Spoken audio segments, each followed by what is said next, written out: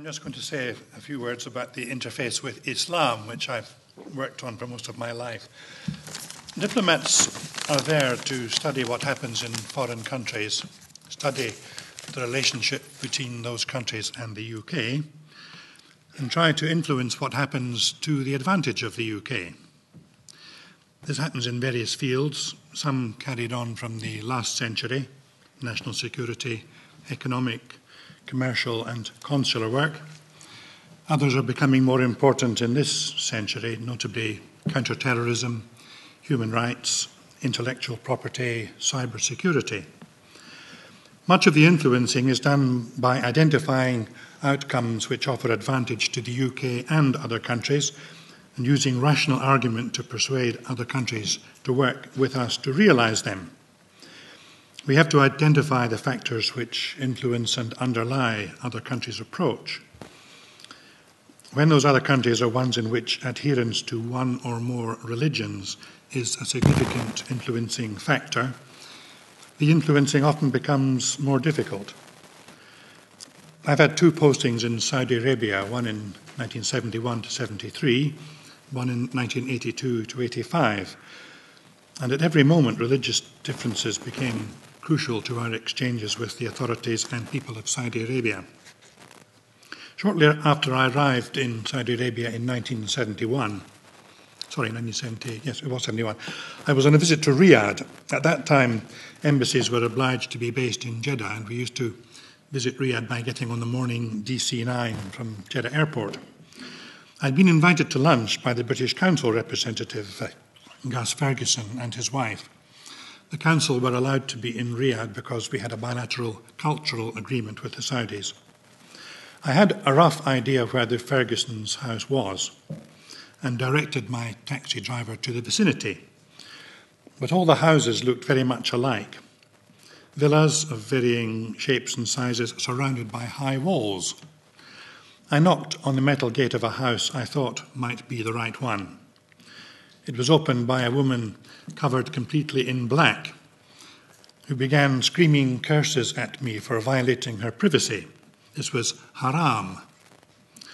Now, I had recently graduated from the FCO's Arabic school in Shemlan in Lebanon, and I felt not only that I ought to be able to penetrate this unpromising beginning, but that I might be able to create a language learning situation as we had been taught. I said in Arabic, "With the greatest respect, madam, I wonder if you might be able to help me find the house of a British gentleman, Mr. Ferguson, who lives near here." The shrieking became shriller and less coherent. I quickly realized that if a little courtesy might take one a long way in Lebanon, Syria, or Jordan, it was not going to take one very far in Riyadh. I backed away and knocked at the next gate. Happily, I found the right house a little while later without provoking a diplomatic incident. I'll just mention another happening in Riyadh the same year. Gus and his wife Mitt and my wife Josephine and I, we all spoke Arabic, and we had got to know the deputy mayor of Riyadh. And after we'd known each other for some 6 months, he invited us to dinner at his home. Now, this was clearly an important event, and my wife and Mitt Ferguson got together and decided what they were going to wear for the occasion, up to here and down to the ankles, of course. We turned up at this chap's house, and the door was opened by his very beautiful wife, dressed in a black two-piece gold-embroidered hot pants suit. So in we went, and we conversed gamely for the whole evening, but things had clearly gone badly wrong. I stayed in touch with Suleiman Saleh and indeed met him again on a subsequent posting, but the embarrassment of that awkward encounter really was a problem in the relationship from then on. Move forward to 1983. I'm back in Jeddah. The embassy are contacted by a British family living in Riyadh. They'd been taking part in a Christmas party at the home of some friends, attended by other British people and also some US and Lebanese citizens. A neighbour had complained to the police that unholy noises, Christmas carols, were coming from the house, Everybody at the party was arrested, and they were quickly told that they would be deported from the kingdom within 48 hours. The British and US chargés d'affaires flew to Riyadh and called on the governor, Prince Salman bin Abdulaziz. His reaction was that this was not the way his city treated foreigners living as guests in the capital. He would look into the matter urgently. An hour or so later, he contacted the two chargés again.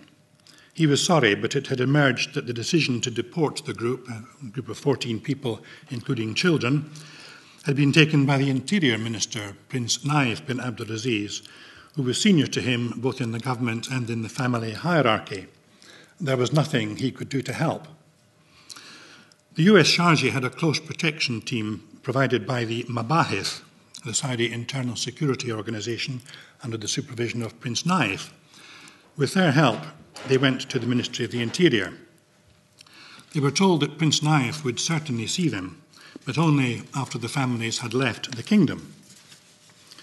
They flew back to Jeddah and called on the Foreign Minister, Prince Saud bin Faisal, who said he too was powerless to help. He had helped the British Embassy shortly before when the Jeddah police had begun harassing non-British citizens gathering at the embassy on the one Friday a month when welfare meetings, brackets P or brackets C, were held. As Foreign Minister, he had jurisdiction over what was allowed in foreign embassies, but not in the kingdom more widely. The two chargés noted that their governments had assisted the Saudi authorities in financing the construction of mosques in their countries. Could not the Saudi authorities assist with the establishment of places of Christian worship in Saudi Arabia, as most other Arab countries did? Bin Saud said that the UK and the US had to have mosques on their territory because they had citizens who were Muslims. Saudi Arabia had no non-Muslim citizens. They might have, said the diplomats. Many Saudis studied in other countries. Some might return having become Christians. They would be tried and executed if this became known, said Saud. Under Saudi law, it was a capital offence to commit apostasy and abandon Islam. Well, leaving aside the question of citizens, said the diplomats, what about reciprocity? If Saudi citizens could practice their religion in the UK and US, could not British and US citizens practice theirs in the kingdom? Prince Saud said the ruling family had discussed this aspect of the question. Their conclusion had been that it appeared that the religion of the Christians required them to be tolerant of other religions. The religion of the Saudis required them not to be tolerant of other religions. So all of us were simply doing what our religions required. We asked the Saudi religious authorities about the reason for this policy, which did not appear to be based on the Quran. They told us there was a sentence in the Hadith, the recorded sayings of the Prophet, La tajtami' ad-dinat fil jazira. You must not mix religions in the peninsula. This had been the reason why, in the early years of the kingdom, King Abdulaziz had at first not allowed non-Muslims to go to Riyadh, or of course Mecca or Medina. He had later allowed them to go there if they dressed in Arab dress, so as not to disturb the religious sensitivities of the people. So far as I know, it is only the Saudi ulama who teach this particular piece of the hadith. The two embassies consulted their authorities in London and Washington about this situation. There were many other awkwardnesses. We used to bring in Catholic and Protestant priests and pastors to minister to our communities, applying for their visas under such descriptions as teachers or accountants. Prince Saud knew of and condoned this practice. Other authorities in the kingdom did not. On one occasion, a visiting priest of US nationality was arrested in the Wahhabi heartland north of Riyadh, was beaten, had his head shaved, and was deported. The embassy's advice to our governments was that we should simply accept this situation. We were unlikely to secure any significant change, and in practice, few of our citizens who worked in Saudi Arabia felt strongly about being able to practice their religions. They were there accepting the many restrictions of life in the kingdom to make money. Interestingly, during a debate with Moroccan students, which was part of a British days in which I took part in Ifran in the Middle Atlas in 2000, and in which a small group of prominent British Muslims took part, I put a question to the students. A British Christian in the UK wants to become a Muslim. All right. A British Muslim in the UK wants to become a Christian. All right. A British Christian in Morocco wants to become a Muslim. All right. A Moroccan in Morocco wants to become a Christian. Sorry, not allowed. Does it have to be like that?